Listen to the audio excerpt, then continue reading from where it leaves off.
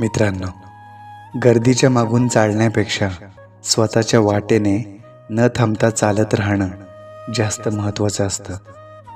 दुसऱ्यांच्या आयुष्याचा अभ्यास जरूर करा, पण तसेच आयुष्य जगण्याचा प्रयत्न मात्र करू नका.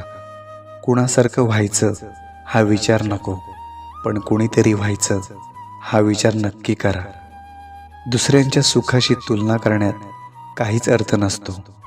त्याने आपलं दुःख कमी होत नाही की आपलं सुखही वाढत नाही.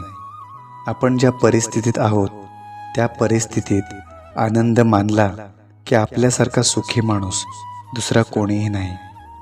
एक गोष्ट लक्षात ठेवा, स्वतःची वाट तयार करताना त्रास हा होतोच, पण आपण निर्माण केलेल्या त्या वाटेवरून जेव्हा लोक स्वतःहून चालायला लागतात तेव्हा सगळा त्रास समाधानात परावर्तित होतो.